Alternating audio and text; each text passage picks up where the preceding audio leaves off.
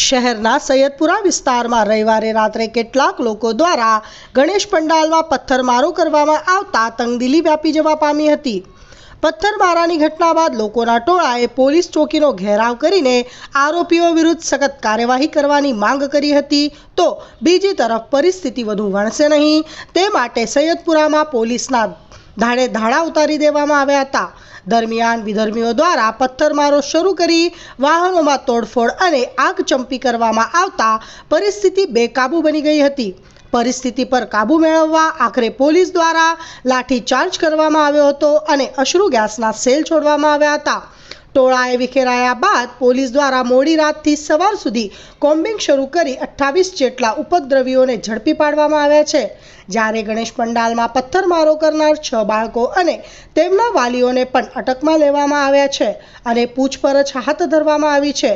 Police commissioner Anupamsinh ગહલોતે જણાવ્યું હતું કે સમગ્ર ઘટનાને લઈને 3 અલગ અલગ ગુનાઓ નોંધવામાં આવ્યા છે અને તપાસ માટે 6 જેટલી ટીમો બનવામાં આવી છે। હાલ સમગ્ર વિસ્તારમાં ચાંપતો બંદોબસ્ત ગોઠવી દેવામાં આવ્યો છે અને ડ્રોન કેમેરા વડે નજર રાખવામાં આવી રહી છે। જગ્યાએ કઈ રીતે શું ઘટના બની, શું જ આખો મામલો? લાલગેટ પોલીસ સ્ટેશન વિસ્તારમાં સૈયદપુરા પોલીસ ચોકીની સામે એક નાના મોહલ્લામાં જ્યાં આગળ હિન્દુ સમાજ નાનો છે, લઘુમતી સમાજ લઘુમતી છે ત્યાં આગળ સંખ્યામાં એ લોકો ઘણા વર્ષોથી ગણપતિની પ્રતિમા સ્થાપન કરતા હતા। એ પ્રતિમા પર નાના બાળકો કે આવીને સ્ટાર્ટિંગમાં હુમલો કર્યો અને પથ્થરમારો કરીને કંઈક ભગવાન ગણેશ ખંડિત થઈ એવું દેખાયું નથી, પરંતુ એવું કહે છે। પરંતુ આ સમાજ જ્યારે અહીંયા એકલો હોય ત્યારે પોલીસે બંદોબસ્ત પણ મૂક્યો હતો એવું એ જ્યાં કુટુંબના લોકોએ મને કહ્યું। તો આવા સમયે હિન્દુ ધર્મના સમાજના જો શાંતિ ઉત્સવ ઉજવતા હોય તો શા માટે વિધર્મી એટલે બીજા ધર્મના લોકોએ આ કૃત્ય કરવું જોઈએ, એવી શિખામણ ના આપવી જોઈએ। હું માનતા સુધી આના માટે જે હિન્દુ સમાજ અને મુસ્લિમ સમાજ થઈને જે શાંતિ સમિતિ ચલાવે છે તેમાં પણ બધી વાતો થાય છે, પરંતુ આવા સમયે હિન્દુ સમાજને જ્યારે આ લાગણી દુભાય ત્યારે મુસ્લિમ સમાજના વડીલો પણ બહાર આવીને આવા તત્વોને પોલીસે સોંપી દેવા જોઈએ, જેનાથી સમગ્ર સુરતનો માહોલ શાંતિપૂર્ણ થઈ શકે।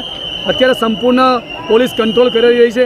મારે સરકાર પણ આમાં વધુ ધ્યાન આપીને આ ગણેશ ઉત્સવ ન બગડે અને આવનાર ઈદે મિલાદનો પણ જે સરઘસ છે 16 તારીખે જે બાહેધરી આપી પોલીસને એ લોકોએ કે અમે ઝડપથી પતાવશું, તેમાં પણ વિચારીને પોલીસ પગલાં લે તો ચોક્કસ એમાં પણ સારું। ગૃહમાંથી પથ્થરમારા કરવામાં આવ્યા છે, પોલીસ પણ ઘાયલ થઈ આમાં કેટલીક। એનું કારણ એ છે કે આ અમુક તત્વો જે લોકોની વેરીફાઈ થવા જોઈએ।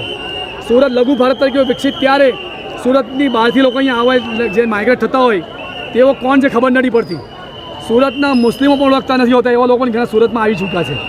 તેવા તત્વો ખુલ્લા પડવા જોઈએ, એના માટે મુસ્લિમ સમાજે જ બહાર આવીને આવા તત્વો ખુલ્લા પડવા જોઈએ અને સુરતની શાંતિની માહોલ છે તે જોડવા માટે પ્રયત્ન। અગાઉ પણ આવા બનાવ આ વિસ્તાર બની ચૂક્યા, આ વખતે ફરી બન્યો, કેટલું યોગ્ય કહેવાય? એના માટે એક જ વિનંતી છે કે હિન્દુ સમાજ કાયમ સહન કરી શકે નહીં। જો હિન્દુ સમાજ તો એનો હુમલો કરશે અથવા કોઈ પણ પ્રત્યાઘાત આપશે તો ના કરે નારાયણ બીજું આટલા વર્ષોથી નથી બનતું તે પાછું બની શકે, તેના માટે બંને સમાજના ઘરે બહાર આવીને આ માહોલ બગડે એના માટે પ્રયત્ન કરવો જોઈએ। 1992 પછી આવું